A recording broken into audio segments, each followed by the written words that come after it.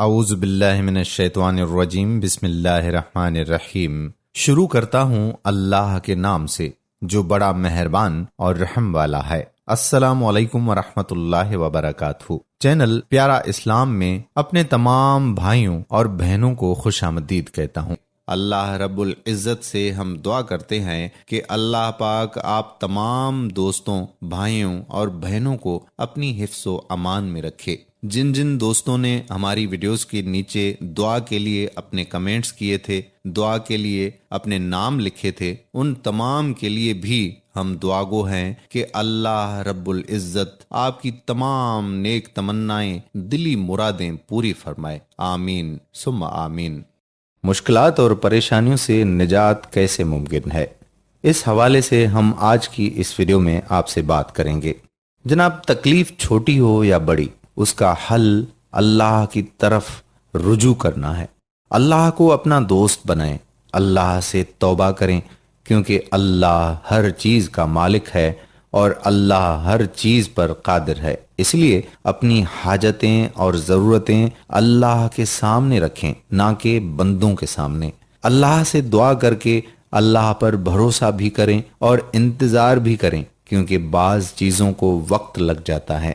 انسان کو مایوس نہیں ہونا چاہیے، دعائیں کرتے رہنا چاہیے، کیونکہ دعا عبادت ہے۔ دوسرا کام نمازوں کی حفاظت ہے۔ فرض نماز کی حفاظت کریں۔ کوئی بھی پریشانی آئے، کوئی فوت ہو جائے، کوئی بیماری آئے تو نفل پڑھیں اور اللہ سے دعا کریں۔ دن کا آغاز اللہ کے ذکر و اذکار اور نماز سے کریں۔ نماز سے اللہ کی رحمت ملتی ہے۔ جب انسان نمازوں کی حفاظت کرتا ہے تو اسے اللہ تعالیٰ کی حفاظت ملتی ہے۔ خاص طور پر فجر کی نماز پڑھنے والا دن بھر اللہ کی حفاظت میں رہتا ہے اور شر سے محفوظ رہتا ہے۔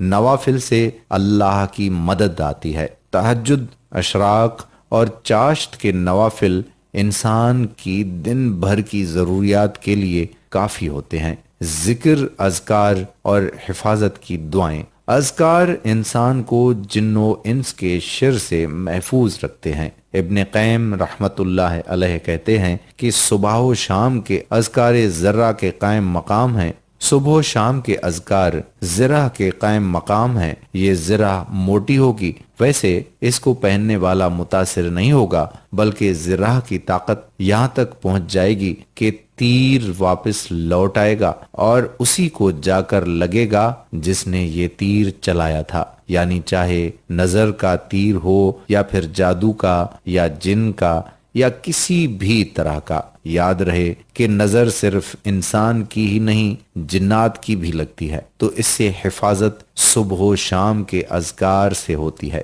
اذکار کے پڑھنے کا وقت یہ ہے۔ ان اذکار کے پڑھنے کا وقت فجر کی نماز کے بعد سے سورج نکلنے سے پہلے تک کا ہے۔ یہ وقت حفاظت کا ہے، بعد میں صرف ذکر رہ جاتا ہے۔ اسی طرح شام کے وقت مغرب کی اذان سے پہلے تک، یعنی عصر اور مغرب کے بیچ میں پڑھنے کا وقت ہے، اور مغرب کے بعد ذکر رہ جاتا ہے۔ حفاظت کے لیے ضروری ہے کہ صبح سورج نکلنے سے پہلے اور شام سورج غروب ہونے سے پہلے اذکار پڑھیے۔ ہر وقت اللہ کے ذکر کو اپنی عادت بنانا چاہیے۔ اللہ کے ذکر سے دلوں کو سکون ملتا ہے۔ جس گھر میں اللہ کا ذکر ہوتا ہے اس گھر میں اللہ کی رحمت اور سکنیت نازل ہوتی ہے اور فرشتوں کی آمد ہوتی ہے۔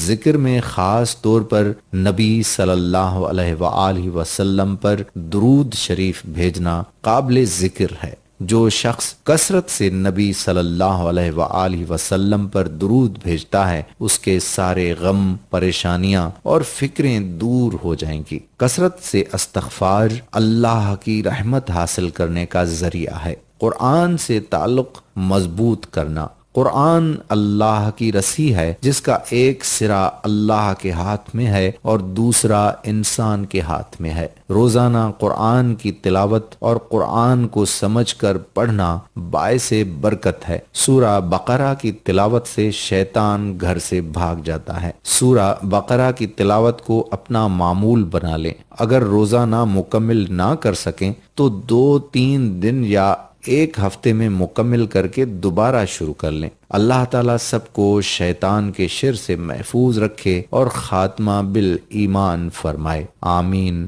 ثم آمین یا رب العالمین۔ امید کرتے ہیں کہ ہماری آج کی ویڈیو آپ کو ضرور پسند آئی ہوگی۔ آپ پسندیدگی کا اظہار جانتے ہیں، اس ویڈیو کو لائک کریں، شیئر کریں اور نیچے دیے گئے کمنٹ باکس میں اپنے کمنٹس تو ضرور تحریر کریں کہ ہماری آج کی محنت آپ کو کیسی لگی۔ اس کے ساتھ ساتھ پیارا اسلام کی ٹیم کو اجازت دیجیے، انشاء اللہ تعالی اگلی ویڈیو میں آپ سے ملاقات ہوگی۔ اللہ آپ کا حامی و ناصر ہو۔ تو میرے پیارے بھائیوں اور بہنوں، یہ تھا آج کا وظیفہ۔ امید کرتا ہوں کہ آج کی ویڈیو آپ لوگوں کو بہت زیادہ پسند آئی ہوگی۔ اگر آپ اپنا کوئی مسئلہ یا کوئی بھی پریشانی شیئر کرنا چاہتے ہیں تو کمنٹ سیکشن میں اپنے نام کے ساتھ لکھ دیں۔ اللہ سے دعا ہے کہ جن جن لوگوں نے دعا کے لیے کہا سب کی اللہ پاک مرادیں پوری فرمائے، آمین ثم آمین۔